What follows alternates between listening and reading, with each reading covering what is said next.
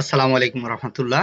প্রিয় ভিউয়ার্স, প্রিয় শিক্ষার্থী বন্ধুরা, আশা করি সবাই ভালো আছো। আজকের ক্লাসে আসার জন্য, ভিডিওটি দেখার জন্য তোমাদের সবাইকে স্বাগত, শুভেচ্ছা, অভিনন্দন জানাচ্ছি এমআরএস টিভি বা আরো চ্যানেলের পক্ষ থেকে। প্রিয় শিক্ষার্থী বন্ধুরা, আজকে তোমাদের সাথে শেয়ার করব হচ্ছে ষষ্ঠ শ্রেণী তথ্য যোগাযোগ প্রযুক্তি, প্রথম অধ্যায়, পাঠ হচ্ছে 2। আমরা আমাদের ষষ্ঠ শ্রেণীর রেগুলার প্রত্যেকটা চ্যাপ্টার অনুযায়ী প্রত্যেকটা অধ্যায়ের পাঠ যেগুলো রয়েছে এগুলো ধারাবাহিকভাবে আমরা আলোচনা করব। ঠিক আছে? তো এখানে আমরা কয়েকটি ছবি দেখতে পাচ্ছি, দেখো। শিশুরা কম্পিউটার ব্যবহার করছে, এখানে শিশুরা কম্পিউটার ব্যবহার করছে, দেখো। তারপরে হচ্ছে এখানে ব্যবহার করছে, বয়স্করা ব্যবহার করতেছে, কম্পিউটার ব্যবহার করে ইমেল পাঠাচ্ছে। তাহলে অফিসিয়াল যাবতীয় কাজগুলো যে তারা করতেছে কম্পিউটারের মাধ্যমে, এবং শিশুরাও কম্পিউটার ব্যবহার করতেছে। তাহলে এগুলো হচ্ছে তথ্য যোগাযোগ প্রযুক্তির ধারণা। ঠিক আছে? আজকে আমরা যে পাঠ যে নিয়ে আলোচনা করব তা হচ্ছে সেটা হচ্ছে তথ্য যোগাযোগ প্রযুক্তির ধারণা। এই ধারণা নিয়ে আজকে তোমাদের সাথে কথা বলবো। তো আজকের এই পাঠ শেষে তোমরা যেটা শিখতে পারবা সেটা হচ্ছে গ্লোবাল ভিলেজের ধারণা বর্ণনা করতে পারবে, প্রযুক্তি সম্পর্কে বর্ণনা করতে পারবে, ডিজিটাল ইলেকট্রনিক্সের গুরুত্ব ব্যবহার করতে পারবে, ভালো প্রযুক্তি ও বিপজ্জনক প্রযুক্তি চিহ্নিত করতে পারবে, পৃথিবী বদলে দিতে তথ্য যোগাযোগ প্রযুক্তির বিপ্লব ধারণাটি বিশ্লেষণ করতে পারবে। কথা হচ্ছে আজকের এই ভিডিওতে এই বিষয়গুলো নিয়ে 5টা বিষয় নিয়ে আলোচনা করব। তোমরা সেটা খুব সহজে বুঝতে পারবে এবং তোমাদের স্কুলে তোমাদের বইয়ে যে আইসিটি বই রয়েছে এটার জন্য তোমাদের জন্য খুবই সহজ হয়ে যাবে। এসো নিচের ছবিগুলো লক্ষ্য করি। এখানে কি কি দেখা যাচ্ছে? এখানে গ্রামের মানুষেরা মনোযোগ সহকারে এখানে একটা বসে গল্প করতেছে, কথা বলতেছে, একজনের সাথে একজনের তথ্য আদান প্রদান করতেছে। আর এখানে কি করতেছে? ভিডিও কলের মাধ্যমে যোগাযোগ করতেছে। এখানে হচ্ছে একজনের সাথে একজনের কথা বলে সরাসরি, যেটাকে আমরা নন ডিজিটাল মাধ্যম বলে থাকি। আর এখানে হচ্ছে ভিডিও কনফারেন্সের মাধ্যমে একজনের সাথে একজনের তথ্য বিনিময় করতেছে, যোগাযোগ করতেছে, কথা বলতেছে। কেমন? তারপরে এখানে দেখি আমরা হচ্ছে, এখানে আমরা দেখতেছি একটা ছবি। সেটা হচ্ছে পুরো পৃথিবী যেন একটি গ্রামে পরিণত হয়েছে। দেখো, আমরা এটা যদি পৃথিবী যদি ধরি, এখানে চারপাশে যে মানুষ আছে, প্রত্যেকটা মানুষের সাথে প্রত্যেকটা মানুষের একটা যোগাযোগ রয়েছে, লিঙ্ক রয়েছে, যোগাযোগ রয়েছে, কথা বলার স্কোপ রয়েছে। কিভাবে? এই এটাকে আমরা বলতে পারি হচ্ছে গ্লোবাল ভিলেজ, যেটা হচ্ছে সারা পৃথিবী একটা নেটওয়ার্কের ভিতরে চলে আসছে। পুরো পৃথিবীটা একটা হাতের মুঠোয় চলে আসছে। আমরা চাইলে যে কোনো মুহূর্তে, যে কোনো সময় যে কারোর সাথে আমরা যোগাযোগ করতে পারি, কথা বলতে পারি, তথ্য বিনিময় করতে পারি, তথ্য শেয়ার করতে পারি। তাই না? এটা মুহূর্তের ভিতরে আমরা করতে পারি। তো এটা তো মূলত হচ্ছে গ্লোবাল ভিলেজ, যেটাকে বলে একটা গ্রামে পরিণত হয়েছে। দেখো, এখানে কথা বলতেছে, এখানে সে কম্পিউটার ব্যবহার করতেছে, এখানে পৃথিবীটা, এই পৃথিবীর সাথে প্রত্যেকটা মানুষের, পৃথিবীর যে দেশ রয়েছে প্রত্যেকটা দেশের সাথে প্রত্যেকটা মানুষের সাথে আমরা এই নেটওয়ার্কের মাধ্যমে আমরা যোগাযোগ রয়েছে। তো এখানে আমরা এটা কি দেখতে পাচ্ছি? দেখো, এটা মোবাইলের মাধ্যমে কথা বলতেছে, এখানে কম্পিউটারের মাধ্যমে যোগাযোগ করতেছে, কম্পিউটার ব্যবহার করতেছে। এটা হচ্ছে ইন্টারনেট, যেটা বলে থাকি আমরা। ইন্টারনেটের মাধ্যমে সারা পৃথিবীর মানুষের সাথে আমাদের যোগাযোগ রয়েছে। আর এটা হচ্ছে স্যাটেলাইট। এটার মাধ্যমেও মূলত আমরা যোগাযোগ করে থাকি। আমরা যে তথ্যগুলো পাঠাই, এই স্যাটেলাইটের মাধ্যমেও আমরা তথ্য আদান-প্রদান করতে পারি। দেখো, প্রযুক্তিগুলো ব্যবহার করে জীবনযাত্রাকে সহজ করা হয়েছে। তাহলে আমাদের যে মোবাইলের মাধ্যমে মুহূর্তের ভিতরে আমরা যোগাযোগ করতে পারি, কম্পিউটারের মাধ্যমে যোগাযোগ করতে পারি। তাহলে আমাদের জীবনযাত্রার মানগুলো বর্তমানে এই আইসিটির কারণে, আমরা তথ্য প্রযুক্তির কারণে আমরা আজকে কি হয়েছে? আমাদের যোগাযোগ একেবারে সহজ হয়েছে। তো প্রিয় শিক্ষার্থী বন্ধুরা, তোমাদের জন্য একটি প্রশ্ন। প্রশ্নটি অবশ্যই কমেন্টসে তোমরা লিখে দিবে। গ্লোবাল ভিলেজের ধারণা নিজের ভাষায় লেখো। তাহলে গ্লোবাল ভিলেজের যে ধারণাটা ইতিমধ্যে আমরা কথা বলেছি, এটা অনুযায়ী তুমি খাতায় নোটগুলো করো এবং তোমার পরীক্ষার জন্য খুব সহজ হবে। তারপরে দেখো, নিচের ছবিটি মনোযোগ দিয়ে লক্ষ্য করি। এটা এটা এটা কি যন্ত্রটা, ডিভাইসটা কি মূলত? আধুনিক প্রযুক্তি গড়ে উঠেছে ডিজিটাল ইলেকট্রনিক্স দিয়ে। আমরা যে তথ্য প্রযুক্তি যেগুলো ব্যবহার করতেছি, এগুলো মূলত সবকিছু হচ্ছে ইলেকট্রনিক্স মাধ্যমে, যেটা যন্ত্রাংশ আমরা বলে থাকি, এটার মাধ্যমে মূলত গড়ে উঠেছে। দেখো, এখানে বর্তমান যুগ ডিজিটাল যুগ, এখানে বর্তমান যুগকে আমরা ডিজিটাল যুগ হিসেবে ব্যবহার করতেছি। আধুনিক প্রযুক্তি ব্যবহার করে আমাদের দেশ ডিজিটাল বাংলাদেশে পরিণত হয়েছে। তাইলে আমরা মুহূর্তের ভিতরে যোগাযোগ করতে পারতেছি, একজনের সাথে একজনের কথা বলতেছি, ভিডিও কলে কথা বলতেছি, মেসেজ পাঠাচ্ছি, ইমেল পাঠাচ্ছি, এবং আমাদের অনলাইনের মাধ্যমে সরকারের বিভিন্ন সেবাগুলোও আমরা কি করতেছি? গ্রহণ করতেছি। ঠিক আছে? এখানে বিপজ্জনক প্রযুক্তি।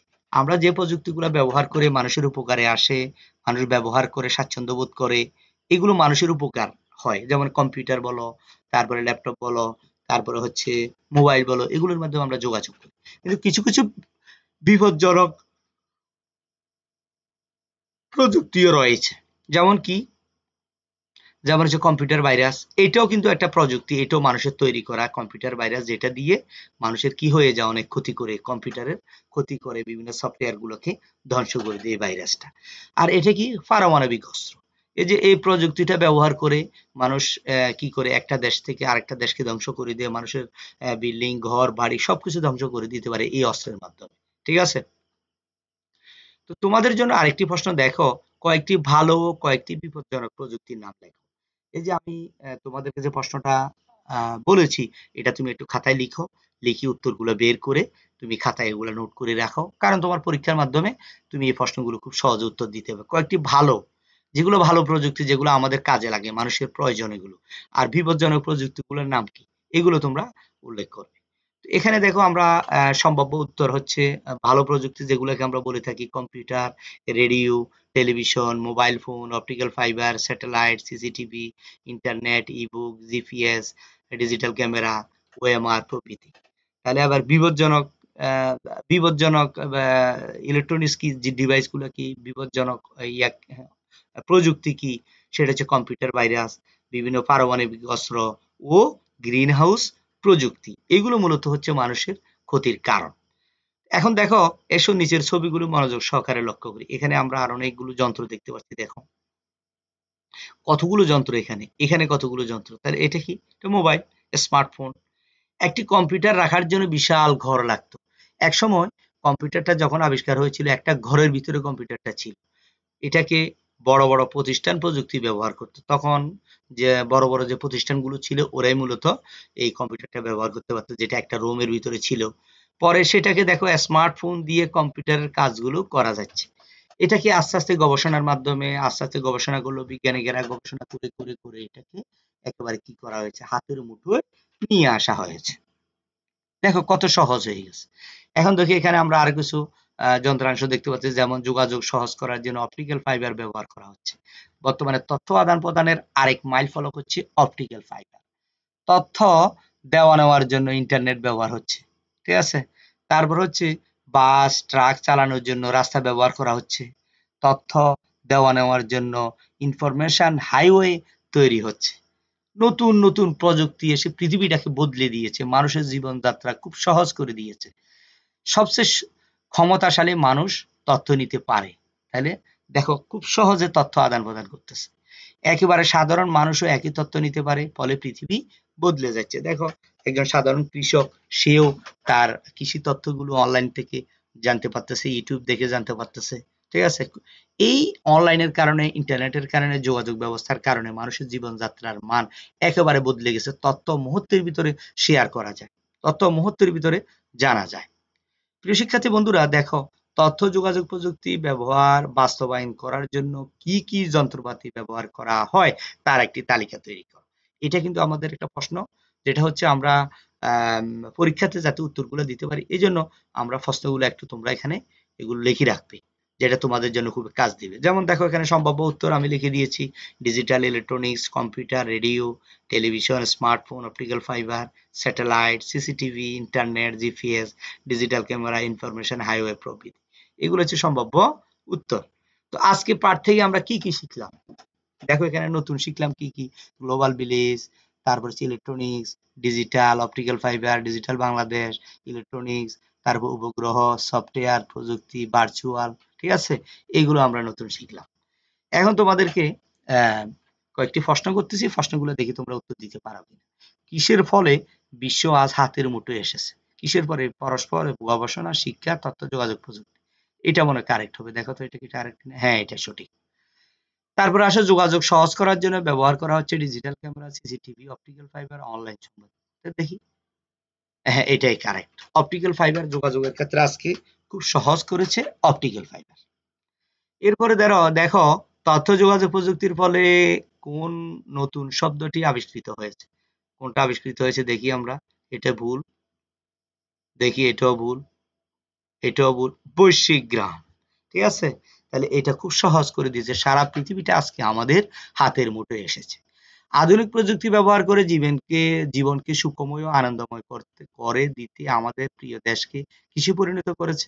ডিজিটাল বাংলাতে পরিণত করেছে। কারেক্ট উত্তর। ঠিক আছে? তো আজকে তোমাদেরকে শেষ একটা প্রশ্ন দিচ্ছি। এই প্রশ্নটি তোমরা সবাই খাতায় লেখো এবং সেই অনুযায়ী তোমাদের খাতায় নোট করবা, যেটা তোমাদের পরীক্ষার জন্য কাজে লাগবে। তোমার চারপাশে যে তথ্য যোগাযোগ প্রযুক্তির কি, কি ব্যবহার হচ্ছে সেগুলোর তালিকা তৈরি করো। প্রিয় শিক্ষার্থী বন্ধুরা, আজকে এই পর্যন্তই। আমরা কি, কি শিখছি, তোমাদের ক্লাসটি আজকে কেমন লেগেছে এভাবে একটু কমেন্টস করে জানাবে। আর সেটা হচ্ছে আমাদের এই ৬ষ্ঠ শ্রেণীর যে আইসিটি বই রয়েছে এটার ধারাবাহিকভাবে আমরা পার্ট ১, পার্ট ২ অধ্যায় অনুযায়ী আমরা কি করব? এগুলো আমাদের রেগুলারলি আমরা ভিডিওগুলো আপলোড করব। আশা করি তোমরা ভিডিওগুলো শেষ পর্যন্ত দেখবে এবং আ শেয়ার করে তোমাদের বন্ধুদেরকে জানিয়ে দিবে। ধন্যবাদ, সবাইকে ভালো থাকবে। আসসালামু আলাইকুম ওয়া রাহমাতুল্লাহ।